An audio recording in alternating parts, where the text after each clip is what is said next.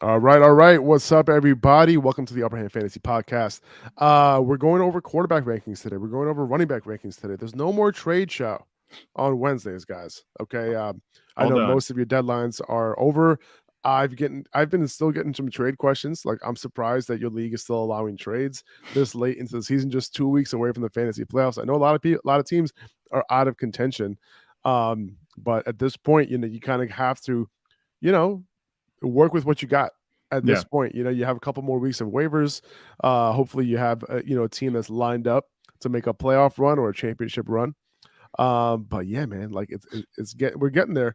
We're getting there. And me and Zach are a couple leagues together and we're close. It's gonna be tight finishes, going into next week and into week 14 too. Yeah. Absolutely. Really tight finishes. And this is we're getting down to the nitty gritties. They were two weeks away from those playoffs. I'll tell you what, if you're not making a playoff run, it might not be, championship run time for your team. If you have a bad team, it might be avoid the league punishment time. So just because in your league you're doing bad, don't give up, because especially if you have, strict punishment and they enforce it, definitely make sure you avoid that punishment. And we can help you do that. Just keep listening. We're not going to leave anybody out who isn't, in the playoffs. It goes the whole way. Just see the season out. It also makes it a lot more fun. You could also play spoiler for some teams too. So just remember that there's a lot that you can do yet, even if you're not in playoff contention right now. It's still fun. Watch the games and set your lineup. It makes it more fun for everybody. So definitely we can help you with that. Keep listening. 100%.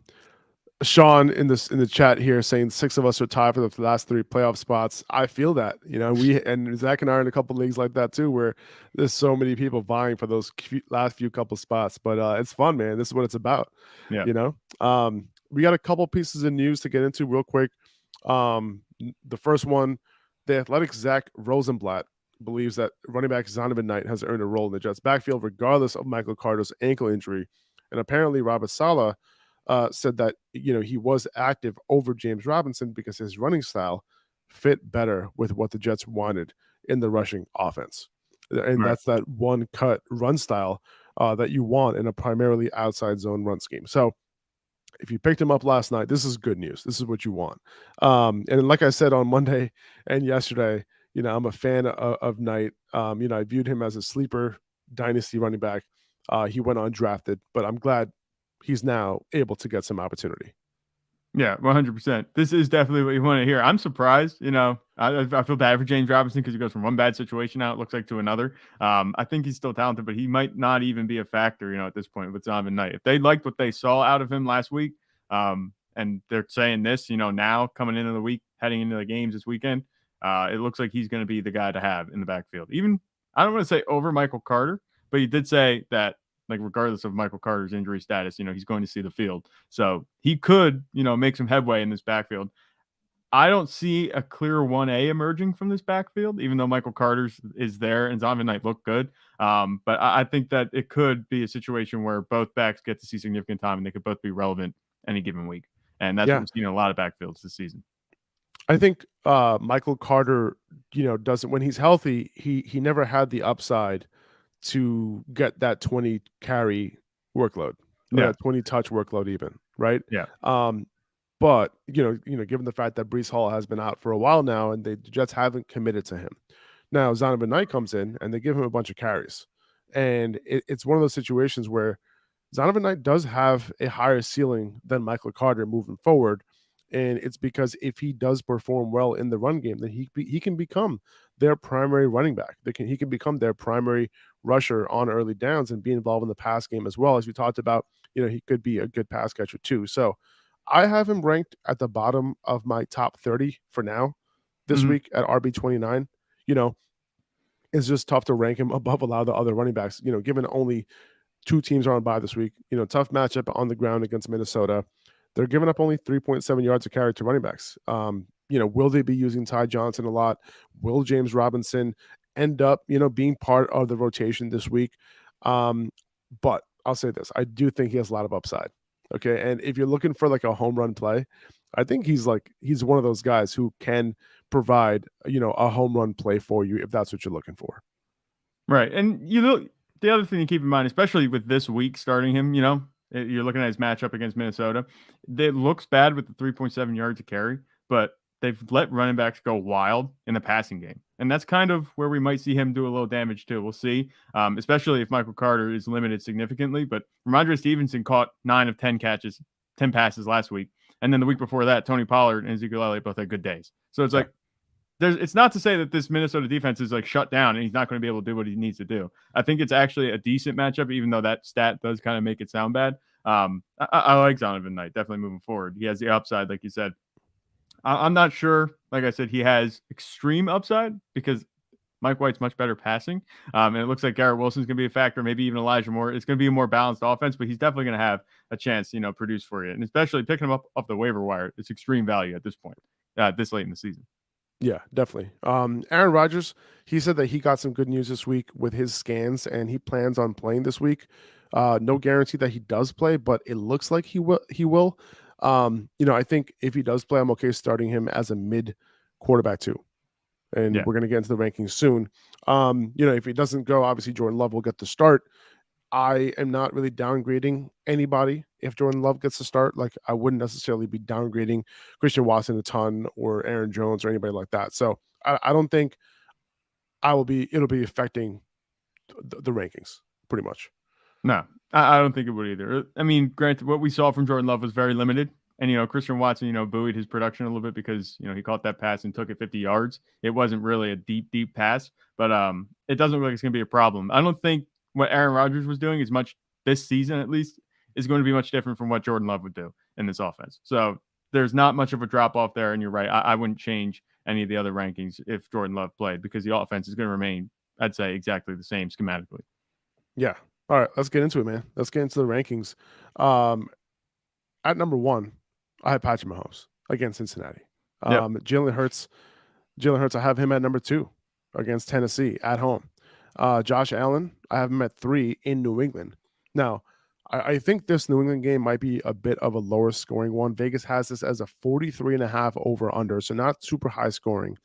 Right. Kirk Cousins looked fine against the Patriots last week, right? But Hurts' rushing upside and the fact that his receivers, and I'm comparing, Hurts or Josh Allen, who I should have ranked above the other, just like Hurts' rushing upside, man. Like, and the fact that his receivers have pretty solid matchups against Tennessee. Hopefully AJ Brown isn't throwing up so hard before the game that he ruptures a blood vessel in his eye last week. I don't know if you guys have seen that picture of him in the locker room with that blood vessel just like straight up. He's like bloodshot. His whole eye is just red. But like, Jalen Hurts is at home, but it's close. Like, I think I lean Hurts by a hair over Josh Allen this week.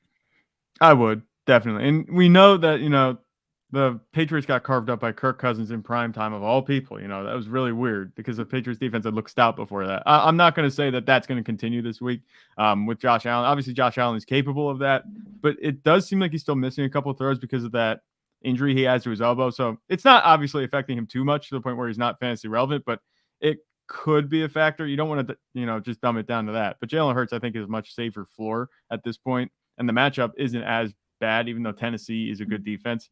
I think you should be able to get it done throwing, like you said, as long as AJ Brown isn't throwing up, everything inside of him. So we'll see. The offense in Philly is just so good. The rushing upside, I'd argue, is better than Josh Allen. Josh Allen does run a lot, but Jalen Hurts just has, extreme rushing upside. I think that puts him above Josh Allen at this point. And Patrick Mahomes against Cincinnati, that's a no-brainer top matchup. It's just going to be another shootout. We've seen this matchup, I think, twice now in 3 years. Is that what it was? And this is going to be the third time in 3 years. So, I love seeing that matchup. It's great for fantasy. There should be no problems with Patrick Mahomes moving forward. He's on a streak, I think, right now, 325 yards, 325 plus pass yards in 6 straight games. I don't think that's going to, be broken this week. Unbelievable. And that's why we have Joe Burrow at 4 because of that matchup and the high scoring game. And he's going to have Jamar Chase back. So, Do you remember what Jamar Chase did the last time they played?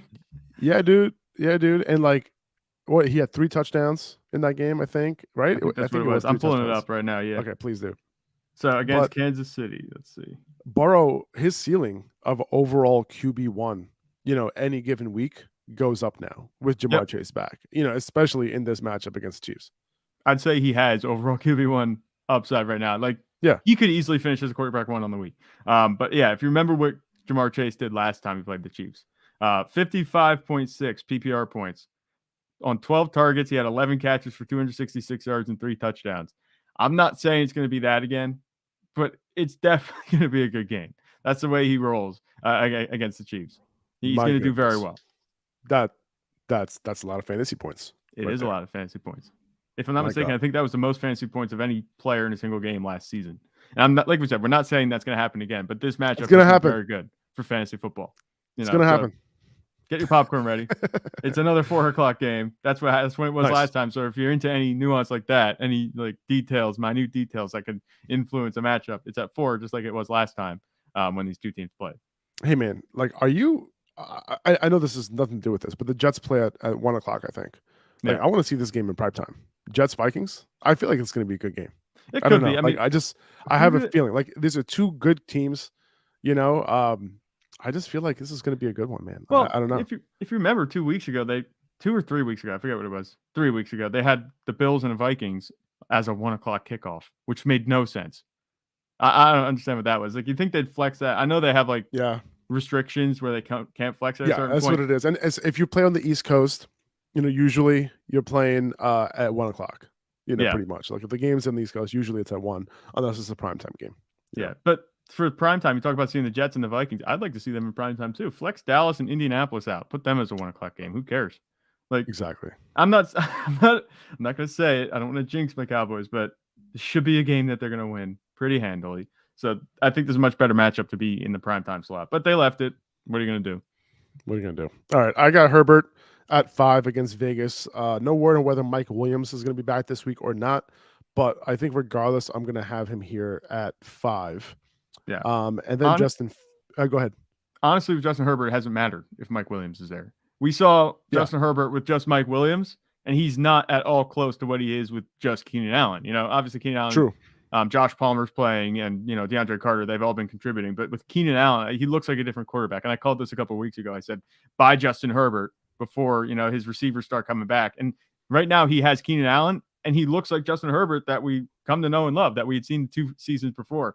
Put up 20 points and 28 points in back-to-back weeks, and he's got more good matchups coming up. One against the Raiders, and then I forget who they play after that. If I could pull it up quickly.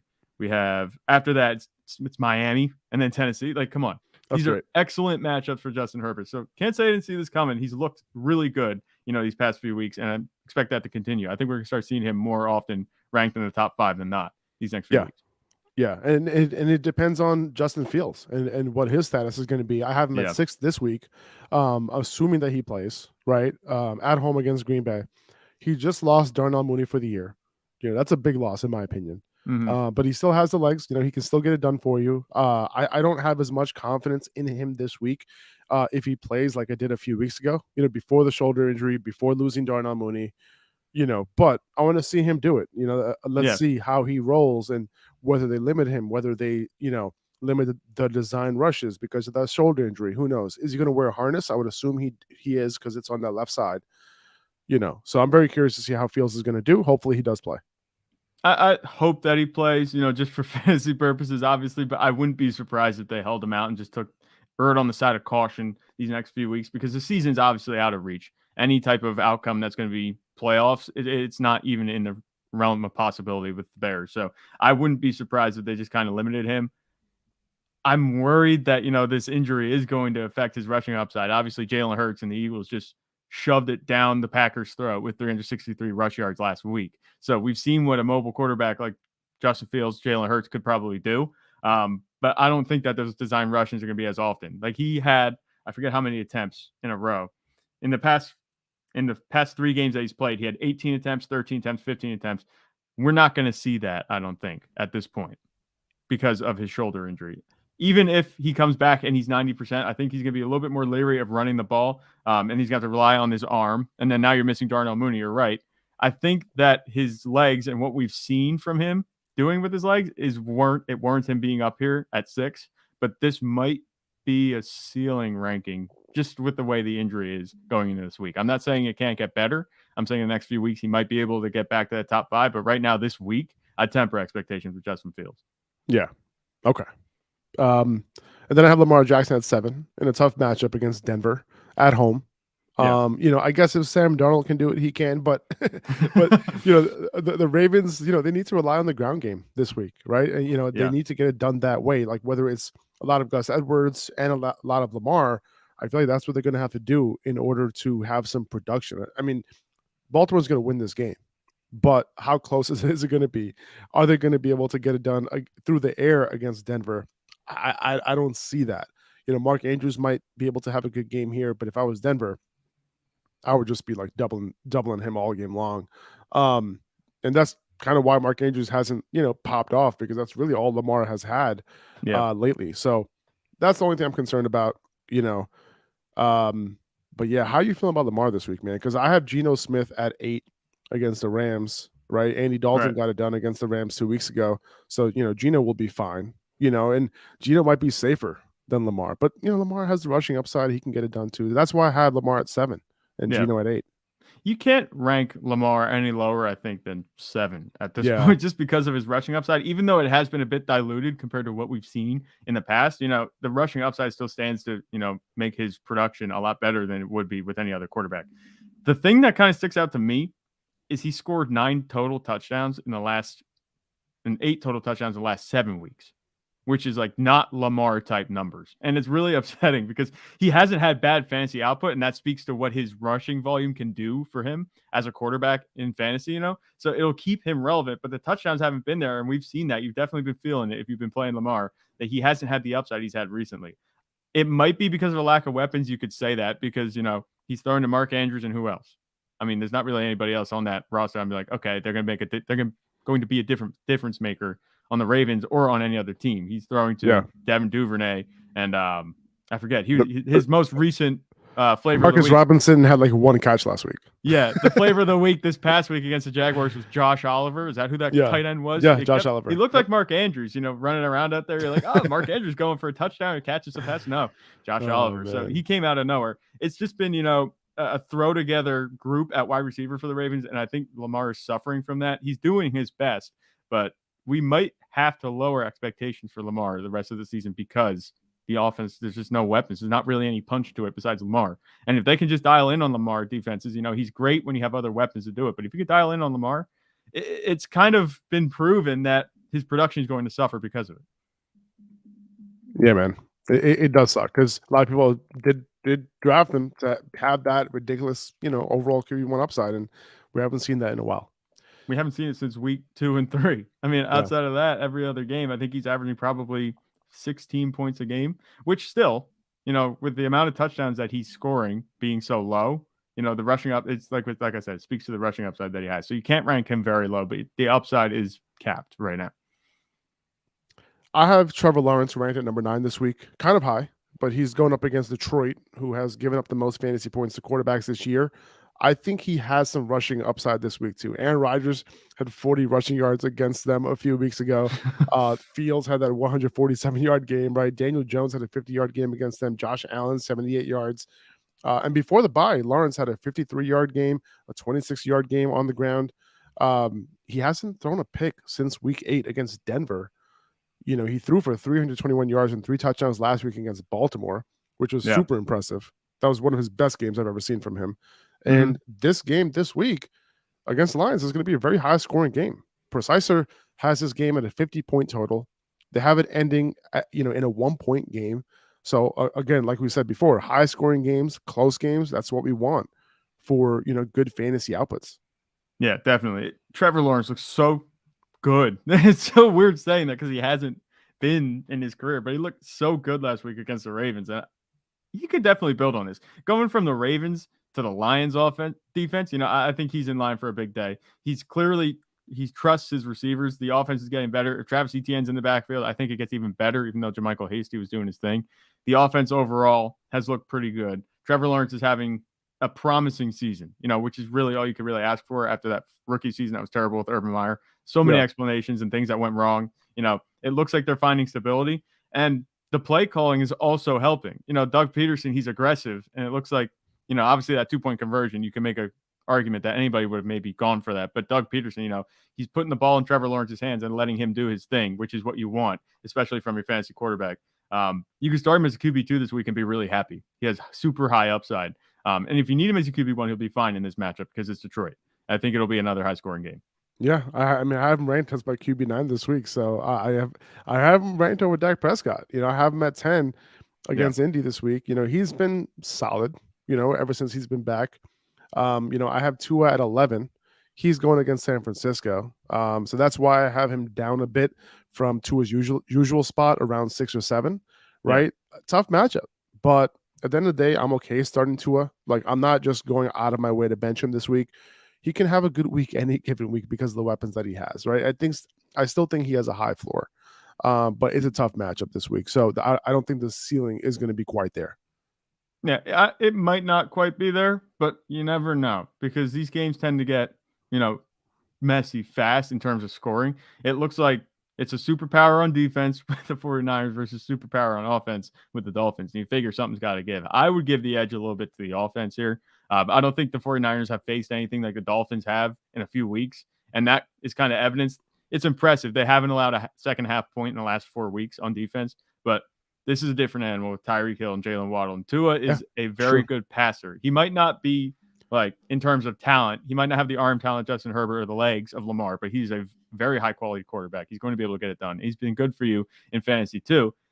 I don't think the matchup hurts a little bit, but it's not to the point where I wouldn't trust starting him if he was my QB1 the past few weeks. I'd throw him back in there. I wouldn't consider, even though Mike White's right there and he looks good, Deshaun Watson has a good matchup, I would still leave Tua in because these types of games that are high stakes, look good on paper and look good, as far as matchup quality. Obviously, got two very good record teams.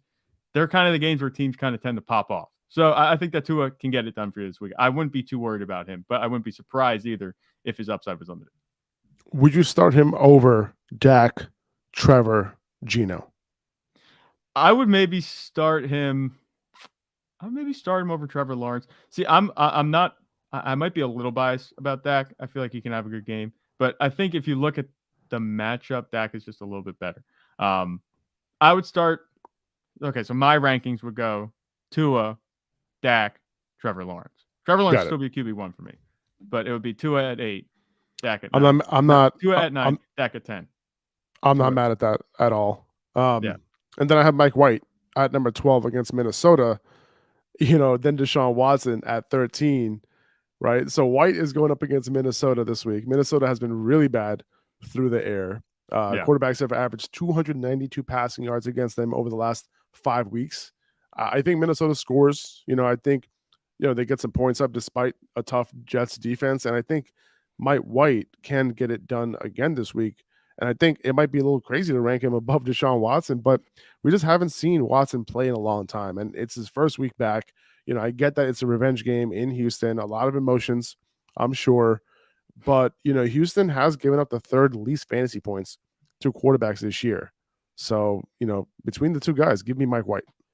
I would agree with you. And, we talked about Deshaun Watson. We know what he can be because we've seen it when he was on the field. It feels like it was forever ago because it was forever ago the last time he was on the field. But he's on a good offense and it's a really bad defense, but you still have to temper expectations because I figure there is a lot of rust that has to be knocked off, for Deshaun Watson. And like I said yesterday on the podcast, this is the team you want to go against if you're going to be knocking off the rust. I think that'll be good for Deshaun Watson. I wouldn't be surprised if he comes out slow and then, eventually picks it up. The second half might be much better for him than the first half, but this shouldn't be a close game anyway. They have Nick Chubb.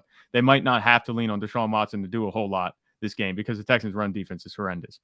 So I think having Mike White over him against a Vikings defense that has allowed, 40 plus 26, 66 points, tons of yardage, just a bad passing defense in Minnesota. I think it makes sense to have Mike White over him. Yeah. Okay, good. Derek Carr at 14 against the Chargers. I have Tom Brady at 15 against New Orleans, Jimmy G at 16 against Miami. I was kind of disappointed in the 49ers offense last week against New Orleans. They had a couple of good matchups that they could have taken advantage of, and they didn't.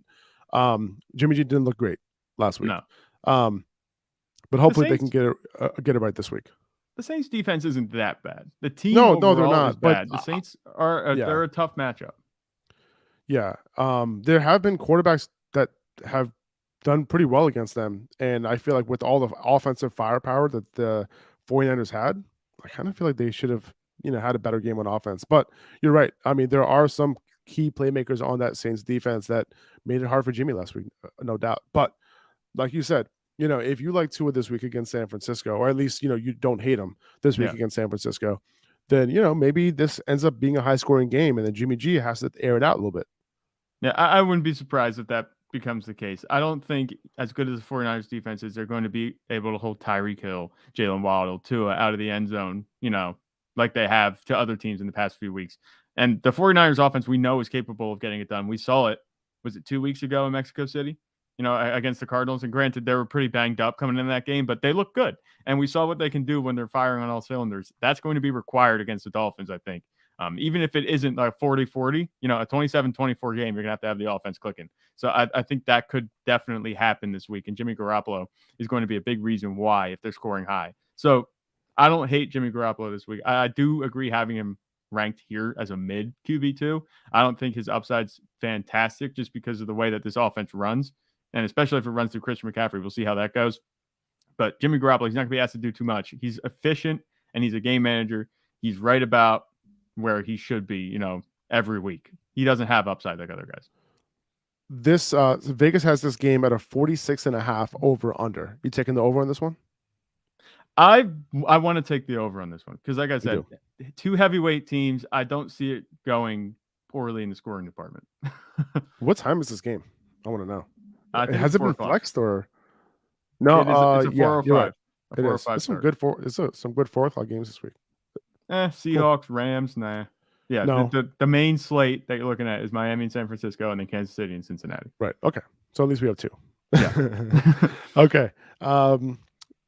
That's awesome. All right. Let's see. Aaron Rodgers, I have him at 17. We talked about him earlier. Kirk Cousins at 18. This might be too low for Cousins. But the Jets, they have a tough defense. He's been solid most weeks. He did really good against New England last week. But the Jets, I think they might give him more problems than New England gave him last week. Are you starting Kirk Cousins over Aaron Rodgers, Jimmy G, Tom Brady, Derek Carr this week? I feel like I would.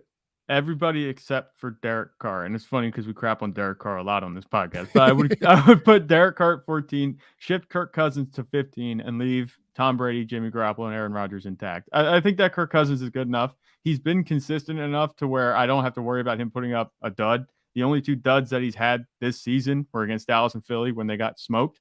I don't think they're getting smoked by the Jets. So you should be good with Kirk Cousins. He has the upside too. He just did it. He did his thing in prime time, against a good Patriots defense. So maybe he rides that momentum against another AFC East opponent, and he does well against the Jets. I'm not saying it's going to be as high scoring as it was last week, but I think he should be able to get done for you this week, at least better than I think Tom Brady will fare. Tom Brady historically has been bad against the Saints, since he's joined the Buccaneers. And then Jimmy Garoppolo and Aaron Rodgers we talked about. Yeah. Now, do you think Aaron Rodgers, are you not starting him over Kirk Cousins? The matchup is fine. Yeah. Are you not starting him over Kirk Cousins because of the injury? I don't want to say it's because of an injury. I just think that this offense is kind of and it looked all right against the Eagles, but Chicago, it's I mean, he is Chicago's daddy. He is. Yeah, he owns them still, right? In his own words, we'll say that. I just think Kirk Cousins has much better playmakers around him. Right. And Aaron Rodgers, he does have Christian Watson, and he's looked better, definitely Aaron Rodgers has with Christian Watson, kind of emerging as a wide receiver 1. But Kirk Cousins has Justin Jefferson. He has Adam Thielen, guys that you can throw to. TJ Hawkinson. I think the supporting cast is better. And, the script for the Vikings game is a little bit better too. It's 2 good teams, Jets, Vikings, and then 2 bad teams between Chicago and Green Bay. Okay, perfect. And then we have Jared Goff to round it out at 19 against Jacksonville. Don't sleep on Jared Goff this week. He could put up some numbers today, especially in what could be a high-scoring game like we talked about against Jacksonville. And then I have Daniel Jones at 20 against Washington. Yeah, Jared Goff didn't look bad on Thanksgiving. If you watch the game, he was throwing some nice passes, and it came down to Amon-Ra St. Brown doing his thing, and he did. Oh, yeah. And Amon-Ra St. Brown, he's looking like he did last season this time of year, so maybe, I know you were happy with his performance then. He has a pretty good matchup out of the slot this week against Jacksonville. Yeah, more on him tomorrow. Yes, sir. More on him tomorrow. The wide receiver and tight end ranking show is tomorrow. All right, let's get into running backs. Let's do it. Nick Chubb, against Houston at number 1. I feel like I'm obligated to put him at 1 against Houston, right? Yeah. Like they have allowed the most rushing yards to running backs this year. They're allowing over 5 yards per carry to running backs. They've allowed the 3rd most rushing attempts against them over the last 4 weeks, and the 2nd most rushing attempts against them this season. So Nick Chubb can run all over this team. No brainer. This is definitely a slam dunk start, and because we're saying this, he's going to do bad, but I don't actually think that's going to happen. No, he'll be fine. He's going to have a good game against Houston, and like I said, now that I talk about it a little bit on the podcast, I'm convincing myself a little bit more that they might lean on the run game with Deshaun Watson coming back. They might not want to put too much on Deshaun Watson in this matchup. Not that he has too much to worry about because Houston's a bad team, but if they want to just integrate him into this system, get him comfortable, they might lean on the run game a little bit more than usual, and that could be huge for Nick Chubb in a matchup this good. Yeah, I can totally see that. And, like, I don't think they want him in the headlines, like, at all this week. No. Just they're going to tell him to go out in the field. Just keep your head low. They'll put him out in like just like a mask, maybe. I don't know, so nobody sees him. Did you see the report? They're having some of his accusers at the game. Like, that's just wild. I can't believe that. I didn't see that report, but I was thinking about it. I was like, maybe he doesn't make it to the game. Like maybe like they're just blocking the entrance. Like when he's like on his way back, like the protesters don't like just get into the street and like don't allow his car to pass. And then he's just like, and it's over. It's like, all right, well, I guess we're getting another Jacoby Brissett start. No, the thing, it's funny going from Jacoby Brissett, a guy that's like so likable, and all the Browns fans are giving him his roses, patting him on the back because they're getting Deshaun Watson in as a playmaker. But Deshaun Watson, he's going to be hard to root for. He's got a lot of work to do to clean up his PR, even though it's been a while. We know the type of player Deshaun Watson is. It's just we have to see that he can stay on the field and not do anything wrong. Obviously, what he did or what he's alleged to do, I don't know. Did they ever prove anything? I have no idea. Like I don't know. It's just a fiasco, but. It's tough, a lot harder to root for Deshaun Watson, I think, as an outside of the Browns fan community person, but we'll see. I agree. All right. So then, Josh Jacobs, like it's like, oh, wait, Josh Jacobs is not number 1. So if you're wondering where Josh Jacobs is, he's at number 2 this week. And I don't know how, I don't keep riding the hot hand here, like with Josh Jacobs against the Chargers. It's like, who do you put first, Chubb or Jacobs this week against 2 amazingly terrible rushing defenses? But the Chargers have been the worst over the last 4 weeks in terms of yards given up to running backs. Jacobs is dealing with that calf injury. It seemed perfectly fine on that 80-yard, game winning touchdown, in overtime last week. He likely won't practice all week. I'd assume he'll play. If you might want to pick up Zamir White just in case he doesn't play. But you really want him to play this week against the Chargers after he just had 300 total yards from scrimmage last week. Yeah, absolutely. And I just have to bring this up because I was thinking about it watching Josh Jacobs play last week. Do you remember when he was on the field in the preseason and the panic that was surrounding his name with Josh Jacobs in fantasy? Everyone was like, what is he doing on the field? Why is Zamir White? Like, what's Zamir White doing? We're going to have Zamir White playing this week.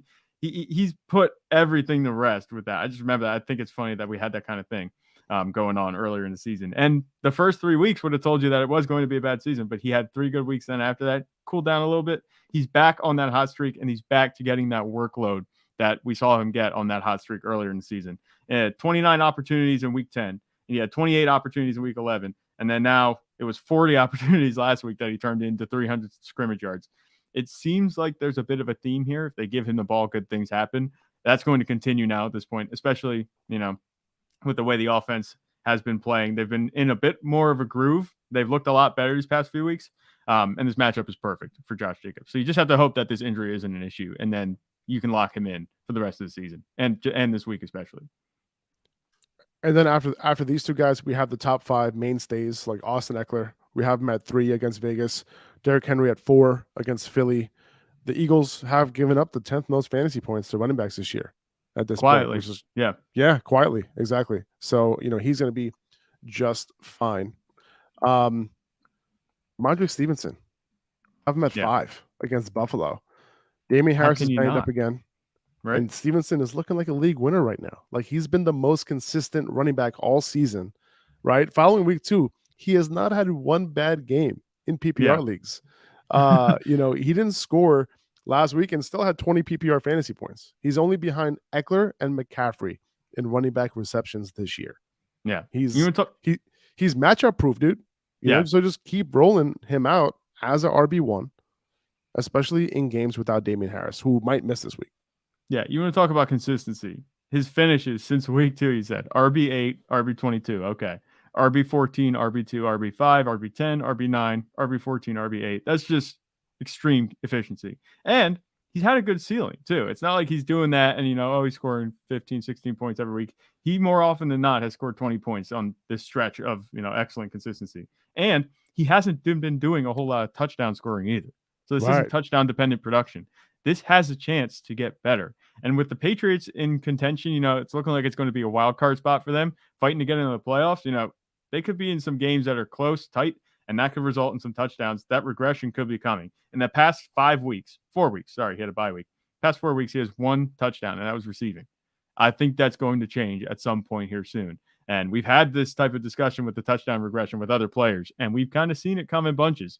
So I keep firing up Rhamondre Stevenson. I think having him at 5 might scare a little people off. They may be like, well, what about Travis Etienne and Christian McCaffrey? No, I think that Rhamondre Stevenson, he has upside that is untapped, and he's been fantastic still to this point. And he literally has the highest floor of any running back right now. Yeah, right. It's a very high floor. Can you name one, like maybe Austin Eckler, maybe? But I feel like Stevenson has a higher floor than him, to be honest. Yeah, I feel like maybe the floor isn't higher. It's much more secure, I think. Yeah. Because this offense relies on Rhamondre Stevenson, clearly. And obviously, Austin Eckler is a big part of Chargers offense, but they have Keenan Allen now. They have other receivers that can get done. And Justin Herbert. Justin Herbert's much different than Mac Jones. Mac Jones is going to need help, and Rhamondre Stevenson is giving him that. So I'd say that Rhamondre Stevenson's floor is more secure. Austin Eckler's is still a little bit higher, but Rhamondre Stevenson's floor has been excellent this season. I have Travis Etienne at 6, assuming that he plays up against the Lions. Good matchup, high scoring matchup. So I like him this week. Hopefully that foot injury doesn't slow him down and he can play just fine. It seems like all signs are pointing towards him being okay. So I'm starting him just like normal. Like, unless something comes out where before the game, they're seriously questioning his status, I'm just assuming he's playing. Like, I'm disregarding any type of injury. And you just want to forget last week's performance. Agreed. Christian McCaffrey at 7 this week. We have no idea what the workload is going to look like this week for him. Without Elijah Mitchell, it could be up. It could be the same or down, given the knee irritation that he has. But, given the fact that it's just irritation, like there's still a chance that he plays a big role, right? Yeah. And by the way, on the podcast yesterday, we talked about Jordan Mason, and on Monday too, we talked about Jordan Mason potentially being the back to get behind McCaffrey. But Tyrion Davis-Price is healthy now. He had that high ankle sprain earlier in the season, and he's been inactive lately because he doesn't play special teams and Mason does. So it's very possible that TDP is active going forward and is the primary running back behind McCaffrey, like he was the primary running back behind Elijah Mitchell and Jeff Wilson earlier in the season. Yeah, that's definitely a possibility. And if I'm the 49ers and I'm looking to make a playoff run, obviously this next game against Miami is important, but I would take it easy with Christian McCaffrey. I'm tempering expectations this week. And I said about it yesterday. It's not this week, next week, that I think I would start putting Christian McCaffrey back at the overall RB1, where he could be, just because of that injury. It might take a little time. I think they got to take it easy with him, let him get clear of it, because he's obviously had injury history that isn't appealing for any circumstance, fantasy or just real life. So Christian McCaffrey this week, temper expectations, but I think moving forward, as long as nothing happens, he doesn't suffer any setbacks during the game, that we'll see RB1 Christian McCaffrey the rest of the way after this week. But this week, definitely temper expectations, even though it is a pretty good matchup. It is.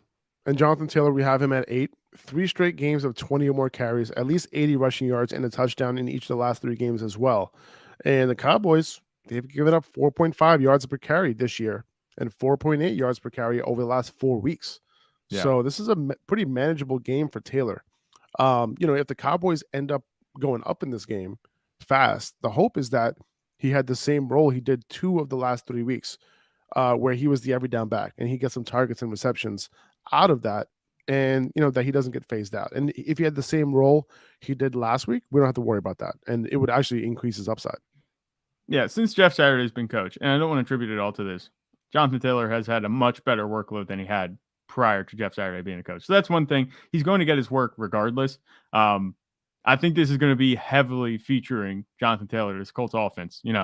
this coming week against Dallas, because Matt Ryan, if you watch him running around in that pocket against TJ Watt and if you call it running around. Yeah, running around. He is so slow. And what do you expect from Matt Ryan? You know, he's aging. He was never a mobile quarterback in the first place. But with Micah Parsons and DeMarcus Lawrence chasing him around, he's not going to be able to get anything done. They can't drop him back more than 30 times this game and expect to win. You know, it's going to be a game that features JT has to be involved in the pass game, right? Yeah. Like in this one. In all aspects of the game, the run game and the pass game. He's their best playmaker on offense. Michael Pittman is a close second, but he just doesn't get used for some reason. He had an okay game last week. But, you know, Jonathan Taylor has to be the focal point of this offense. And he can do some damage against, like you said, this kind of shoddy Cowboys run defense. Yeah, I feel like, you know, Paris Campbell needs to get involved again too, you know, because of the fact that, you know, he runs those short routes and he needs to be hit quick, you know, like with that pass rush coming this week. It's going to be interesting. We'll see how they end up working that out. But Taylor's usage, you know, it's a big sigh of relief from what, you know, where we were, you know, several weeks ago with Jonathan Taylor. But at number 9, we have Joe Mixon. He should, you know, be back this week from the concussion, you know, against Kansas City, high scoring game, solid RB1 this week. Kenneth Walker, have him at 10. He hasn't been getting the production on the ground, but he's on a good offense. And because of that, he's had a nose for the end zone. He scored 9 touchdowns in his last 7 games. Yeah. So I'm going to just continue to start him and hope that continues. Yeah, with Kenneth Walker, I don't think you have anything to worry about. It looked like it was going to be a huge day last week because in the first 30 seconds of the game, Kenneth Walker had a touchdown, and that was after the Raiders had, quote-unquote, possessed the ball. So it looked like it was going to be a big game, but it really didn't amount to much. What was his output? I think it wasn't anything really impressive at all. He had 2 touchdowns, but he couldn't get anything going on the ground at all. 2 touchdowns, 26 yards on 14 carries. That's pretty bad. I don't expect that to continue. I don't think that's going to keep happening. And it's funny because the week before that, he also had a bad game on the ground against the Buccaneers. 17 carries on 10 yards. So kind of, it's a worrisome trend. I don't think that's going to continue happening. We know who Kenneth Walker is as a runner. And he should get a little bit more passing work than he did last week, too. He only had 1 target. He caught it and took it for 13 yards. It was a weird game overall. In a high-scoring game, I expect him to have more points. But, you know, he got it done for you regardless. Against the Rams, they shouldn't have any trouble moving the ball. Yeah, I'm not worried about the matchup itself. Like the Rams, you know, yards per carry basis, like they're relatively good against running backs, but they're going to have enough time, you know, they're not going to have an easy time sustaining drives on offense. That means that the Seahawks offense is going to have the ball a lot. Yeah. Right. And then on top of that, and then what does that mean? If they're up, they're going to run the ball. And then they're going to be able to move the ball through the air too. Yeah. If you're possessing the ball for a long time and you would control it, if it's bad enough that the Rams are probably not going to have the ball a lot just because of their offense, but with the Seahawks getting the ball a lot, the easiest way to control the clock is to run the ball. So they don't even have to be up. You know, they can take control of the game just by running it. Kenneth Walker is a very good talent, you know, to the point where you don't have to worry about handing it to him. If you hand it to him 20 times, he's going to do very well for you. I got Aaron Jones at 11. He's been getting it done lately, man. This is a good matchup against Chicago. He's also been playing more lately. Yeah. 70% of snaps, 66%, 71% over the last 3 weeks. That's what you want to see. You know, even though A.J. Dillon had a good game last week, his role didn't change at all. No. So I wouldn't expect A.J. Dillon to do anything this week. You know, this is a good matchup too, but he's had good matchups in the past. So I wouldn't worry about that for Aaron Jones. Aaron Jones is going to continue to do his thing. He had a big week last week, and that could continue. And, you know, I have, you know, these guys that I just mentioned over Dalvin and Saquon, who I have at 12 and 13 respectively. You know, Saquon against Washington, you know, this has honestly been a relatively tough matchup for running backs, and he hasn't looked like himself over the last 2 weeks since he had that 35 carry game against Houston. Yeah. Dalvin Cook against the Jets, you know, tough matchup for him as well. Would you have Cook higher than Aaron Jones or Kenneth Walker this week? I would only put Dalvin Cook over Aaron Jones just by his name value. I mean, you know, that's what it comes down to. The way he's been playing, I think Aaron Jones does deserve to be over him in these rankings. I think putting Saquon at 13 might be a little bit disrespectful. I might put him over Aaron Jones at this point underneath Kenneth Walker, just because he was still able to get it done last week against Dallas. You know, he had 15 points in PPR. So it wasn't bad, but it wasn't what we've come to expect from him. I mean, you look at what he had in terms of points, you know, the weeks before that 35 carry game and that bye, he He had 15.2 points, 17.5 points, 18.5 points, 19.6, 18.2. He's had a nice floor, but we didn't really see a whole lot of upside besides that first week where he finished as the RB1 overall. So I think it's a little bit disrespectful to have him this low. I would put him in the top 10 definitely. And against Washington, division games tend to get a little bit. They could be a little bit messy. The Washington, they're good, but I think that Saquon Barkley can do his thing against Washington, and he plays Washington twice in the next 3 weeks. Yeah, no, he does. Yeah, I don't know, man. I don't know. I'm not feeling him. I mean, 15 carries for 22 yards against the Lions. 11 carries for 39 yards last week against the Cowboys. He's not efficient in the pass game, all year long, which is extremely surprising for me personally. I'm not sure what's going on with Saquon over the past couple weeks. Yeah, I was gonna say, what do you attribute that to? I don't know. I don't know. I don't know what to attribute it to. Also, I'm surprised he hasn't gotten more work over the past couple weeks too. Like, yeah, these games were relatively close. Right. And I feel like he should have been more involved, in the run game, at least last week. Then, yeah. You know what I mean? That's one thing you could look at because the 3 weeks before the bye and that 35 rush game, he had 22, 24, and 20 carries. So he averaged 22 carries a game. And these past 2 weeks, he's averaged 13. He's gotten a little bit more work in the receiving game. He has 11 targets over the past 2 weeks. So that's kind of evened it out. But I don't think that is enough to say that, okay, he's not going to be able to finish inside as an RB1, on a weekly basis, especially against Washington. That's just the way I feel about it. But why? Why do you think Washington is Washington supposed to be like a good matchup or something? Because I'm not calling them a good matchup, but just Washington, I think they've looked better these past few weeks than they are, and we'll see how they do. Right. I mean, yeah, I get it. One of the main reasons I ranked him below Dalvin Cook and Kenneth Walker is because of the offense too. And that's true. I think in terms of who has a better chance of getting a goal line touchdown, I'm like, all right, I think Aaron Jones, Dalvin Cook, Kenneth Walker, those guys probably have a higher chance of scoring. So that's kind of why I have them there as well. It's interesting because I love Saquon. Having him ranked at 13 is disrespectful as hell. But we'll see what he does. It would be funny if he came out and had an RB1 week. It'll also be funny if he came out and did really bad. He could be the overall RB1 any week. It can happen. But he's he's a great contrarian DFS play this week. Yeah, you do mention his offense though. It could be Dameon Pierce syndrome, like you said, and that's the way you said about that yesterday. I'm kind of taking that one from you, but that is a true condition. That's what we're going to call it from now on. When you have a good running back on a bad team, there's nobody else. I mean, I guess defenses, if they can key in on Saquon and stop him, it's like no Saquon, no offense. That's been the story. That's the problem. I got Tony Pollard here at 14 against Indy. He had 20 opportunities last week against the Giants. Quiet game for him, in terms of production, but 20 opportunities for Tony Pollard, I'll take that all day long. Yeah. And with Zeke back, he is slightly limited, but the upside is too good to bench right now. His role right now is better than it was earlier in the season when Zeke was healthy. He had one week above 50% of snaps from weeks 1 through 6. The last 2 games with Zeke back, both games he was above 50% of snaps. So he has a role. There's a good chance that he can out-touch Zeke most weeks. So I'm all about it. Yes, he might lose that first opportunity at the goal line, but they're not giving all of the goal line opportunities to Zeke. They're going to give some to Pollard. Yeah. And, that's kind of what you're hoping for. But he always has that big playability. So it's really, really hard for me to have Pollard on my bench any given week right now. Tony Pollard, he has the talent. We've seen what he can do. But this is the first time that he's gotten a full workload, I think what we'd call, and he hasn't done well. The past 3 weeks before that, he's gotten his full workload, quote unquote, and he's done fantastic. 33, 21, 36 PPR fantasy points in the past 3 weeks that he's played before this last 8-point performance. The role has not changed. And this kind of goes back to what we say a lot with receivers and getting targets.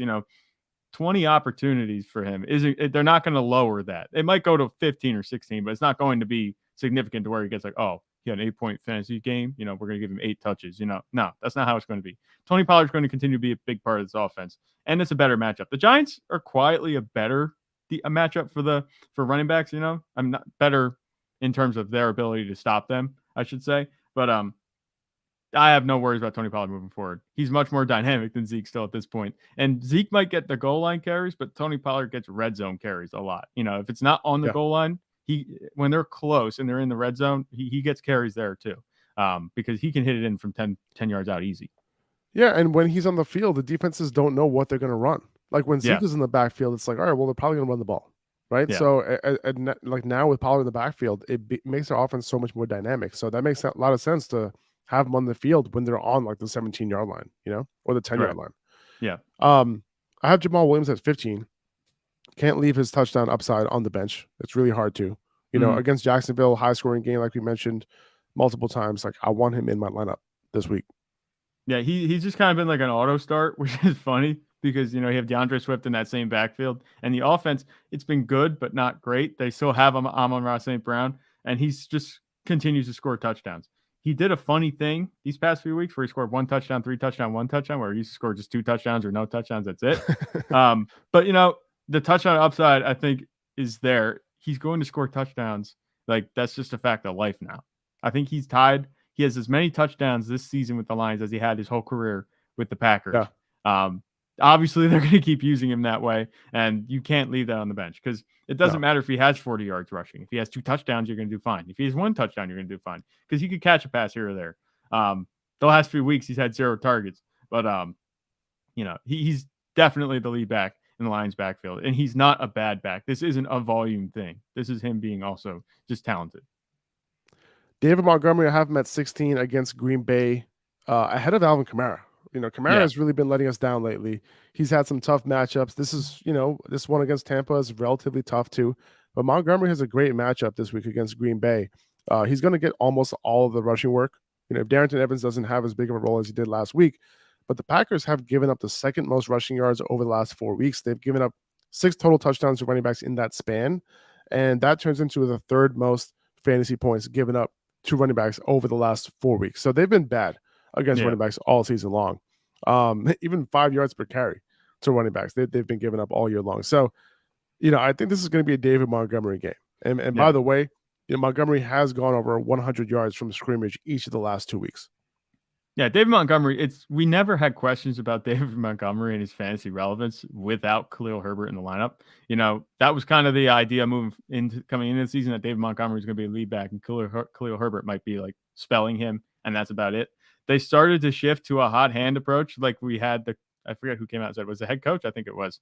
They came out and said that they'd use a hot hand approach, but that's no longer an option, obviously, with Khalil Herbert on IR. So David Montgomery is going to get his full complement of work. And he's done exactly what we expected him to do with it. He's been a solid running back for you the whole time. I don't think the upside is there because the offense, it might be bad now again because Justin Fields is a little banged up and they lost Darnell Mooney. So that passing game might not be as effective a compliment anymore. But he's going to have a nice floor for you every week. I wouldn't be surprised if he scores a touchdown. And I'd have him over Kamara, definitely. I know you were a little bit, it seems like you must have been a little bit tied on who you were going to start. Put over who you're going to put over who with Alvin Kamara and David Montgomery, because I know you made it was a last minute change. Yeah, like once I realized who David Montgomery was playing this week, and then I looked at his opportunity over the last 2 games. I'm playing Montgomery over him. And then I saw how bad the Packers have been against the run, and I'm like, oh, okay. Like I'm playing Montgomery over Kamara this week. And Kamara has just been disappointing. It could look bad for Green Bay because they just got punched in the mouth for 363 rush yards, so that might inflate it just a little bit if you're looking at season-long stats. They've been bad all year long, too. Like every single week, like they've been top 5, in rushing yards given up to running backs and in yards per carry given up to running backs too. It'll be interesting to see how they turn around. I don't imagine them coming through and correcting it. Like it could be another 200-yard performance total on the ground. Not for David Montgomery, but just as a team for the Bears. But if that happens, David Montgomery's probably a big reason why. For sure. I think that's it. Who do we else have? Oh, who else do we have? We have Leonard Fournette. So no, we don't. I'm assuming Leonard Fournette is playing. Yeah. So I have Rachaad White at 18. Okay. Mm-hmm. If Fournette plays, I have him at 18 as a solid RB2 because I'm going to assume that Fournette, if he plays, he might not be, as, usable. Like they might not overuse him this week in his first game back. So I'm okay playing Rachaad White as a solid RB2. If Fournette wasn't playing, I'm going to move Rachaad White up pretty high I'll probably have him ahead of, I would say, Pollard, I was going to something say, like that. can you put him over Dalvin Cook and Saquon? I don't think I would. I don't know. I think he'll have like a higher floor in PPR leagues. Like, his usage in the pass game last week was very intriguing. He called all 9 of his targets. And the Bucks play on Monday night too, so hopefully we know Fournette's status before then. But I think I would play him over Pollard for sure. I'm not sure if I'd play him over Saquon and Dalvin Cook. I might though. I might. I think that he has Saquon has a floor too though. I might just put him over Pollard at 13. I would put him over Pollard too. And I wouldn't put him over Saquon and Dalvin Cook because you think about it, we talk about starting your studs. And this isn't like, oh, they're having bad performances. Saquon, we said, has been serviceable. Dalvin Cook, he had a quiet game or two. He'll be fine. We've seen what he can do. Their upsides are still, I think, better than Rachaad White with Leonard Fournette in the backfield. I mean, not if Leonard Fournette, if we're saying if Leonard Fournette doesn't play. They're still better, I think, than Rachaad White. They all have comparable upside. I think that they're the lead backs in their backfield. There's no question that they're going to get the ball. So I would leave Rachaad White underneath them too. Okay. And then I got Jeff Wilson at 19 here. Even like this is similar to what you were saying with Tua, right? Like it's a tough matchup, but there could be some scoring in this game. So I like how Jeff Wilson's used. It seems like Raheem Mostert might play this week, apparently, according to Mike McDaniel. And by the way, I've been loving all the videos that have been going up on social media about Mike McDaniel. Like I've been digging that. Like, it's been great. Like he seems like a cool coach to play for. So it's been fun watching that. But that's besides the point. The fact of the matter is, like, I'm okay playing Jeff Wilson, as a solid RB2 this week, despite the matchup, just because I think that Miami isn't going to get shut down this game, and he's going to be their primary running back. Who knows if Mostert is going to be at 100% or not in this game, even if he does play. The Dolphins' offense isn't going to get shut down, and the Niners' defense isn't going to get run all over. I don't think they're both very good units, but they're going to be throwing punches the whole day. I'm not as confident about a Dolphins running back in this matchup just because it is a tough matchup, and I think Tua has talent that Jeff Wilson, even though he has looked good, doesn't have. And obviously I'm comparing apples to oranges here, but talking about Tua and Jeff Wilson in terms of their talent. But the way this offense operates, it's pass first. I would temper expectations with Jeff Wilson. I think this is an appropriate ranking for him because we've seen what he can do. He's on a very strong offense, so he should be able to get it done, but I'm tempering expectations. The upside isn't going to be the 23, 20-some points that we've seen the past few weeks with him. Yeah, I might end up moving him down because I was assuming that Raheem Mostert wasn't going to play again this week. Yeah. So he might end up moving down just a little bit. So that those rankings will be updated hopefully tomorrow. And it'll be up on the Patreon page. By the way, if you want the full rankings, like all of it, including positional flex rankings, all of it, that's available on the Patreon page. And that link is, in the description of the podcast and on YouTube as well. I got Dameon Pierce at 20, and he's staying afloat right now because of the matchup against Cleveland. He's at home. It's such a good matchup on the ground for him. So that's why it's tough. It's like, what do you do with Dameon Pierce? Do you play him? Do you bench him? What do you do? So it's one of those situations where he is capable. He's still talented.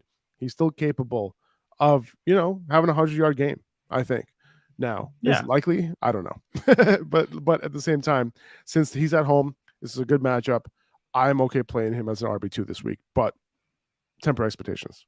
Yeah, definitely. It's not his fault, but he has been bad for fantasy the past few weeks. He has exactly 8 rushing yards these past 2 weeks. This is a much better matchup. They better give him the ball. He had 5 carries last week. That's pretty bad. And granted, the game script was horrific, but with Kyle Allen at quarterback, what are you doing going away from Dameon Pierce so early? Like, come on. You're going down. They knew they weren't going to win this game anyway, but at least show some semblance of confidence of knowing that you have your best playmaker in the backfield. They weren't giving him the ball. I couldn't believe it. I don't think that's going to continue. I think they're going to get back to him this week against Cleveland because it is a good matchup, but also because they are running out of options. It doesn't matter who they start at quarterback. This offense is horrific. And Dameon Pierce is going to continue to suffer from that. His ceiling is not very high at all, but he's good enough where I think his ceiling falls right in that RB2 range, like you said. And this is, I don't want to call this a ceiling. I think his ceiling would be like RB17 on the week because his offense is just and I'm starting him over Miles Sanders. I know Miles Sanders had a huge week on Monday night, right? But he's going up against Tennessee. Miles Sanders isn't as involved in the pass game, than someone like, I was a lot higher on Samaje Perine last week because of the fact that, I think he could have got it done in the pass game. Miles Sanders, he's kind of involved in the pass game, but nothing too crazy.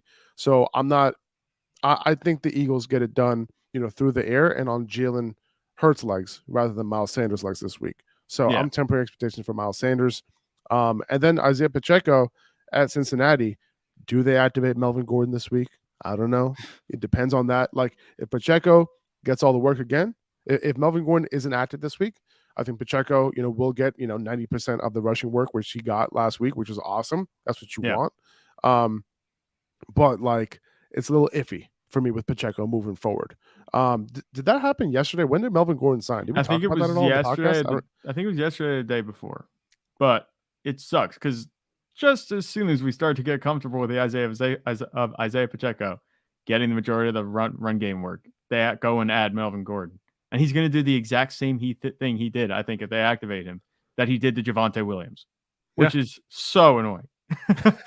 Melvin Gordon has officially become the most annoying player and ruining backfields left and right. Almost behind his former teammate, Latavius Murray. They both are now relegated to that role of just spreading out touches in the backfield. That's it. Listen, at the end of the day, if Melvin Gordon wasn't fumbling the ball like he has been, he's a better running back than Isiah Pacheco. It is what it is. I think Melvin Gordon could take over this backfield, unfortunately. I really do. Like, if Andy Reid has more tolerance for the fumbles, and, he definitely has to clean it up because he's been losing a lot of fumbles this year. He really has to clean that up. It's almost like he was like sabotaging that offense. But so Russell Wilson can hang his hat on the fact that Melvin Gordon was sabotaging his Broncos offense. That is worst in the league in scoring and in the past 20 years. Exactly. That was it. How did we miss it? But yeah, Pacheco this week can get it done. Even if Gordon is active, it would be his first week with the team. So, I'm not overly concerned about it. I'm still willing to start Pacheco this week, but he's more of a back end RB2. Yep. Only one catch last week, so not super involved in the pass game. However, we did bring up the fact that he did run a ton of routes last week. He only ran like 5 less routes than Jerick McKinnon did. So hopefully that increases as well moving forward. Yeah. It's a good matchup, so I wouldn't be surprised to see him used in new ways. If they're going to bring out a new package for Isiah Pacheco and surprise the Bengals, any week, it would be this week because they're going to need their offense at full force. And if they need to go to somebody who doesn't usually make plays, isn't usually making plays, Isiah Pacheco, I think his talent is good enough where he should be getting some more looks in the passing game. Zeke at 23 against Indy. Indy has given up a lot of touchdowns to running backs. So he's one of those guys. Zeke is like, he might not get a lot of rushing yards, but he'll give you like 14 carries for like 52 yards and a touchdown. Hopefully that's the line that you want to see. Set aside what we saw from him on Thanksgiving. Zeke is the definition of a touchdown dependent RB2. That's just what he is. And if he's going to be an RB2, I think, every week. But the difference between a low end RB2 and a high end RB2 is going to be a touchdown. And that's what it is. Definition of touchdown dependent RB2. He's stuck in that range, but he doesn't have the upside anymore. Sorry. Yeah, no, absolutely. I got Cordarrelle Patterson next here at 24. And the reason why this might be a little high for some people, but he did share the rushing workload with Tyler Algier last week. They both had 11 carries. However, you notice a little bit of an uptick in the pass game. He had 5 targets in this game, only 3 catches for 19 yards, but it's actually correlated to the amount of routes that he ran last week. We saw a big uptick there. Okay, so Patterson, if you have him, you might not have realized it, but he actually got a significant upgrade last week. And if you look at the amount of routes that he's been running, he's been around 30% of, in terms of route participation for this year. But he moved that all the way up to 63% this past week. So if he's going to get, 50% of the rushing share and 65% of route participation, that is really good. And he might see more targets to go around. Now, this is a, run first offense, right? So keep that in mind. But in games where, he might, you might have to pass the ball a little bit more and you can't run the ball as much, like against Pittsburgh, they have a good rushing defense. They might want to have Patterson run more routes.